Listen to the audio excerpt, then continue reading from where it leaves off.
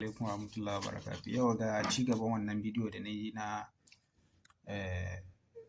alamun mutum yana da maita. Na fara bayani a cikin wannan bidiyo na farko, wanda bai samu ganin wannan bidiyo na farko ba zai iya komawa ya ji bayanai dalla-dalla a bidiyon da na yi na farko. To ga ci gaban shi nan wurin. Abu na farko, idan mutum yana so ya gane cewa mutum yana da maita ko shi ko wani, abu na farko shine wato maitar da aka mallaka wa mutum nake bayani, ba wacce ka ɗauko da kanka ba. Farko tun mutum yana yaro zai riƙa ganin duka abubuwan da suke a jikin wani. Duk wani abun da yake a cikin wani za ka riƙa ganin shi a fili. Ina fata an fahimta, don ba kowace magana ce mutum zai riƙa sakowa ba. Mutane za su fahimta da yanda nake bayani dalla-dalla. Duk abun da yake a cikin wani, wanda shi kai ne baya ganin su, to kai za ka riƙa ganin su ƙarara. Sannan za ka kasance kana kwaɗayin koma menene wanda ɗanyen nama ma za ka iya kwaɗayin shi. Wanga yana cikin alamu. Ina fatan kowa yana fahimta.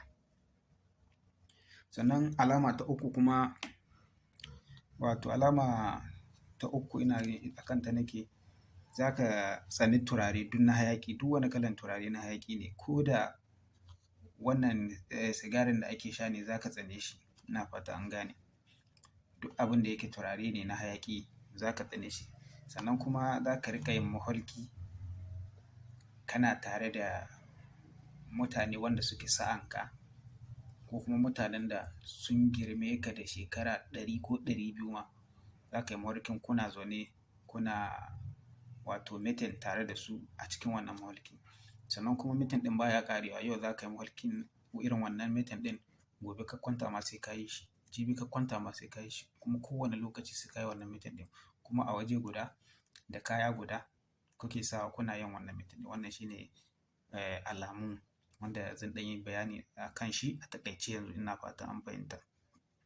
To na yi bayani a kan ɗaukar iska, wanda na yi bayani, kuma na yi bayani a kan na mallaka. Yanzu sauran bayani ina jin uku, wato iska na gado, da wanda aka turo ma mutum, da kuma wanda mutum ya je ya ɗauko da kai ne.